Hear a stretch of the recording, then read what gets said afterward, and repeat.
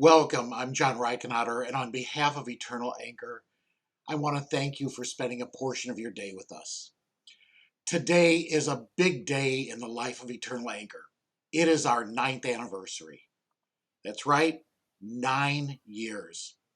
From the very beginning, our mission has been to create a more inclusive and supportive community for individuals and families living with disabilities. Eternal Anchor began with a vision shared by Austin Robinson, our executive director, and Deborah Garcia, our director of equity and justice. And joining me now is Deborah Garcia. Deborah, welcome and happy anniversary. Thank you, John. I think it's happy anniversary to all of us that are part of Eternal Anchor. Absolutely.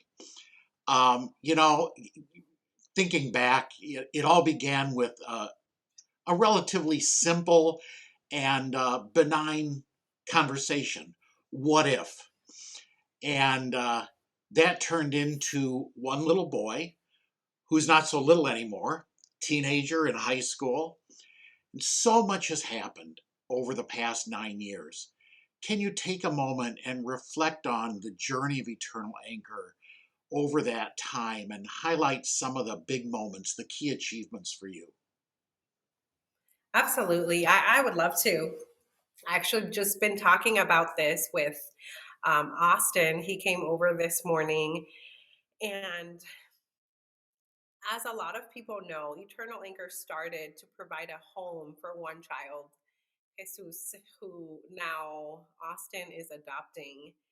And we've known Jesus since before he was 6 years old. Before Eternal Anchor started, we knew Jesus as the son of a man who deeply loves his son, yet at the same time has acknowledged that due to his circumstances, his the fact that he has other children, is not able to care for his son, and always was looking for a place that would give Jesus the best chance in this life. And when we knew Jesus at the beginning, I remember working at a center for children with disabilities, and the father coming 3 times before we accepted him.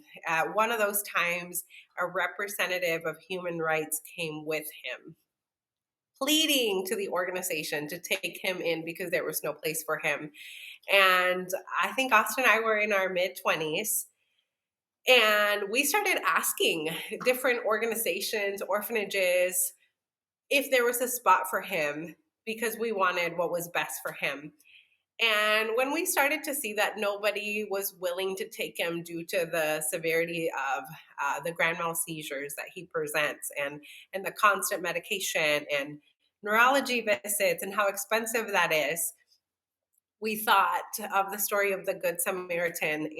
And have always said to this day, um, there are people that often say, I have heard the voice of God.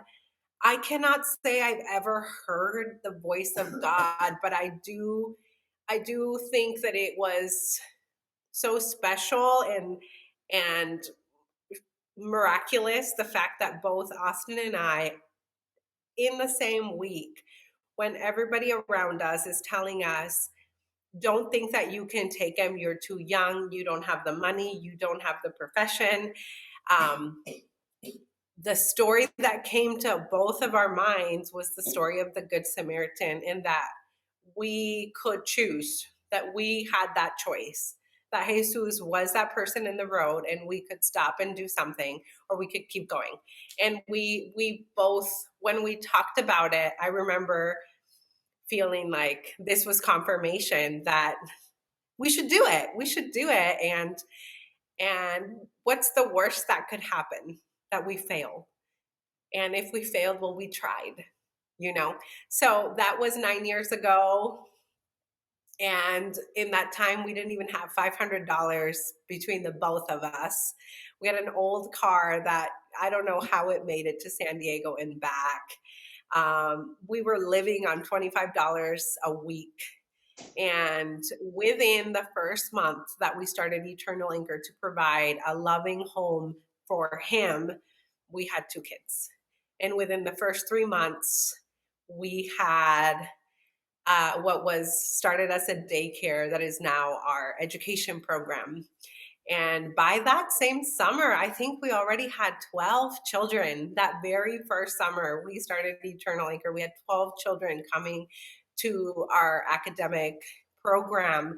And in starting Eternal Anchor, we started naive, thinking we can do something for this one child, and this must be the need, thinking the need. And if there's something I have learned in nonprofit work and in working with a community, is that we should never believe we know the need.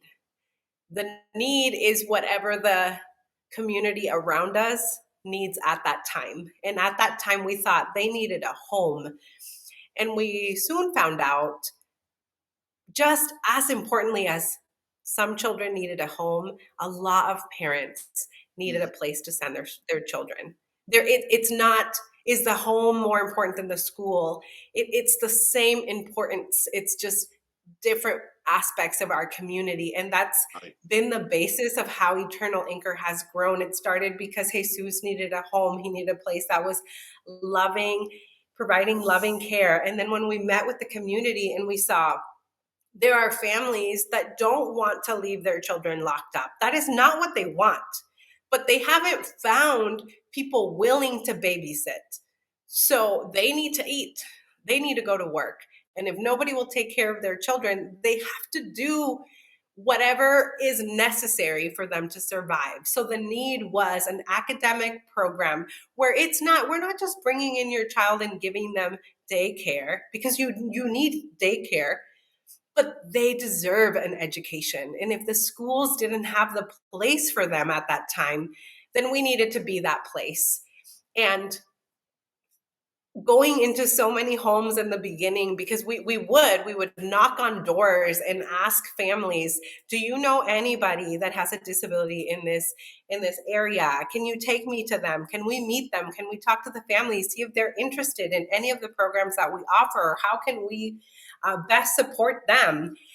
And so many families, we would realize there really was a shame component of having our child, our teenager out in the community, going to church with the disability that they had. Because for example, there was a student that we now have that at that time could no longer go to church because she would get so excited, and sometimes out of her excitement use some aggression, but she'd never gone to school. She didn't know how to behave in a way that was appropriate because she had never received the tools to do so, and the families wanted to learn. So thinking back, and I grew up in this community of seeing nobody with disabilities in our schools. I don't ever remember going to a grocery store and seeing a person with a disability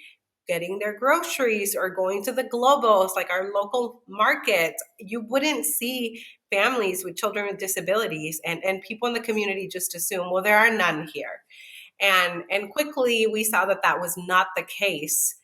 So it became evident that there was a deep um, seclusion of people with disabilities. And just today, Austin and I were talking about what are the things we can celebrate. I think that one of the biggest things to celebrate is how Eternal Anchor has been embraced by our community, a community that I've grown up in my whole life, a community that has some deeply rooted beliefs about God's grace that aren't accurate. We've seen that change. We've seen people go from thinking my child has a disability because there's something wrong with our family to my child has a disability and I just love the way they smile. I love the way they see the world. I love the connection that my child can make with someone.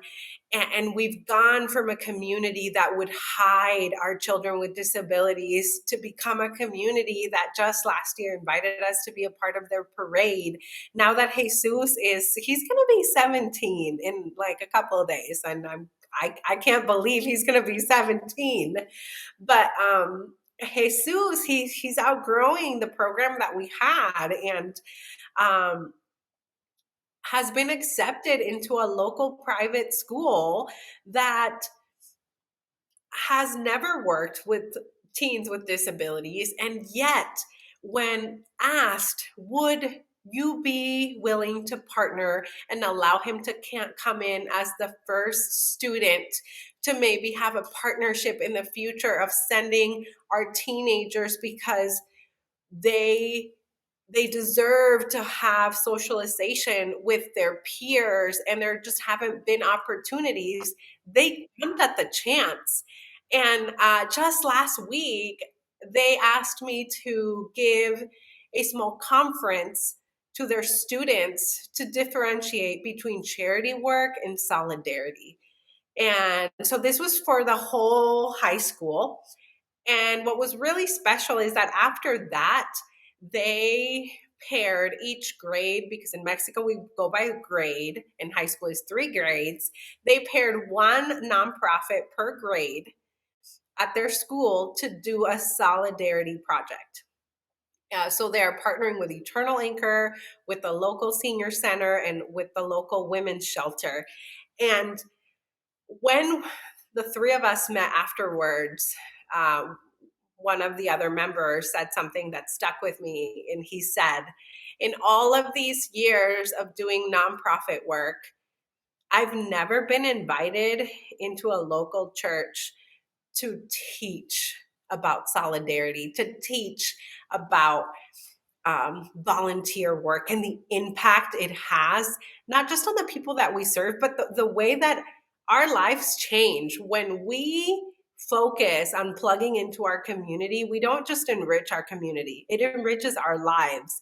And it was so profound that he said that, because he said, and now, like, how incredible that the ones asking us to do this is a local high school, because this is bringing up the next generation. So that's a huge success, because even though Eternal Anchor is not a church building, we we are the church in the sense that we are a manifestation of what Jesus has asked us to do. And And we don't do it in a way where it's like, oh, we don't pity the people that we work with. We celebrate that we get to do life alongside each family that we serve. We do it in a way that we would want to be served. And I think that's what Jesus has called us to do. And it's so exciting to see how our community has changed out of the obedience of taking in one child. It hasn't just changed the world for Jesus. Jesus's world has changed, but it has changed the life of every single person, I think, that volunteers, that works at Eternal Anchor, and every single family that comes in.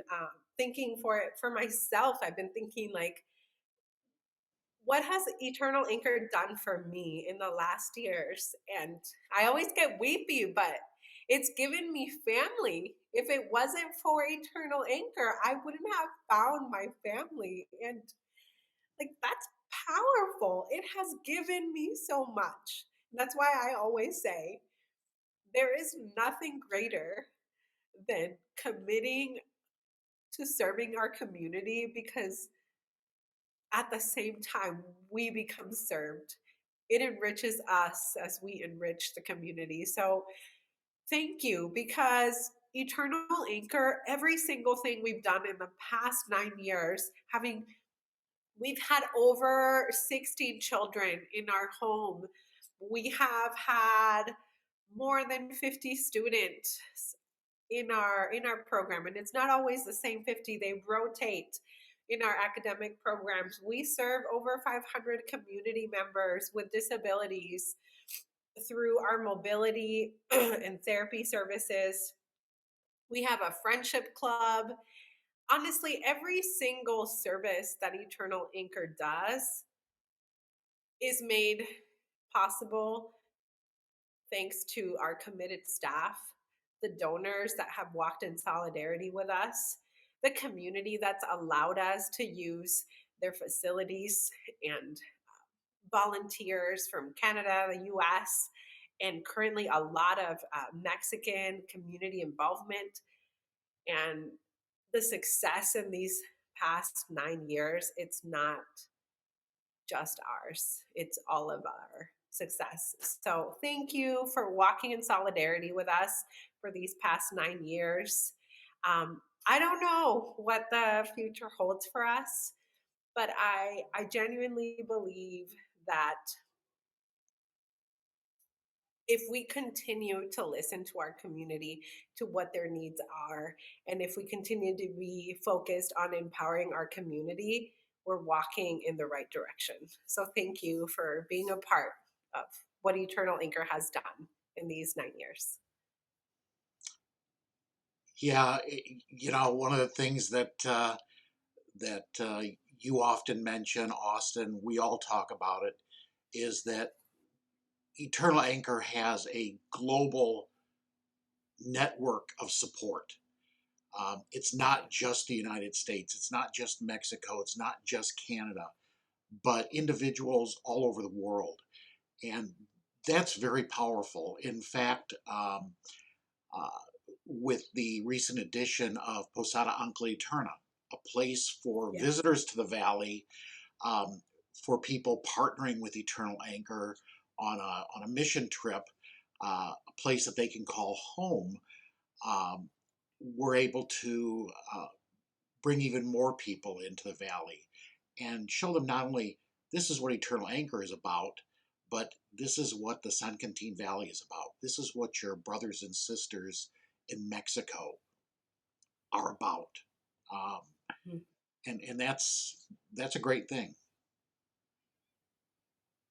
It is, yeah, and it's exciting that now we have that opportunity to host visitors and show them what life is like at Eternal Anchor.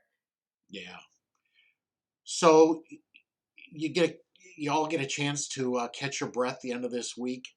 The the current school semester is going to wrap up. Um, There's what, four posadas coming up at Uncle Eterna this week, right? Let me see. Yeah, I think so. You Yeah. have the school, Starting the posada at the school. There's one for the social club, one for the one homes, for the ranch. one for the ranch, and then of course the staff posada. Yes. Speaking of the posada and the Christmas holidays, take just a minute to share what I think is just really exciting about the Christmas gifts that are being provided for the children this year, how that came to be. Yeah. So this year, usually every year I've done an Amazon wish list, and I decided this year we're not going to do Amazon wish list because when we're bringing stuff from the US, now we have to pay 19% of tax over whatever we bring. And that we just can't afford it. It's no longer free for us, it's costing us a lot of money to bring stuff. So we decided let's do something different and have ask our community if they are willing to be the ones providing for the children in our home. And I was just pleasantly surprised because here in our country, giving donations, it's not something very culturally um it's not something that's taught. I think again, our society is learning to be more giving and to think more about solidarity, and all of the local businesses that have what we call saldos, which is the equivalent of maybe like a Ross for the US, something like that. It's bargain, but it's new, and it's my personal favorite place to shop. So it made it a little easier to be like, hey, remember me? I come often. Here I bring a little picture of one of our children in our homes, and every single child got sponsored by local businesses, by a ranch who's providing some financial support for their dinner. And I am just so excited to see that the community starting to be really excited about what Eternal Anchor is doing. Actually, John, I don't think I've had the chance to tell you, but there's a channel called San Quintin TV, and Hmm. they are asking to do a report on Eternal Anchor as soon as January rolls around because they would love to help make public what it is that Eternal Anchor is doing and inviting people to become volunteers. So it's exciting. It's exciting to see local businesses coming together, providing for the children in the home, and doing so without expecting a tax receipt or um, genuinely just excited to be able to do Right. something for someone in our community. That's awesome. Yeah. Well, thank you. Yeah, that is exciting. And as you've said several times, uh, seeing how the local communities are embracing um, eternal anchor, the children, the families. Um, Change is happening. Yes, Yeah. and that's what it's all about. Deborah, thank you. Um, Thanks for updating everybody, sharing some of the history of eternal anchor. 9 years. Can you believe it? I can't. Next year, a year from now, it'll be a decade of service. And that's absolutely phenomenal. That's a wrap. Thanks for watching. And please remember to like and follow us on Facebook and Instagram. Visit the Eternal Anchor YouTube channel. There's lots of great videos there. On behalf of the Eternal Anchor family, thanks for joining us. Have a great day. Merry Christmas. Merry Christmas.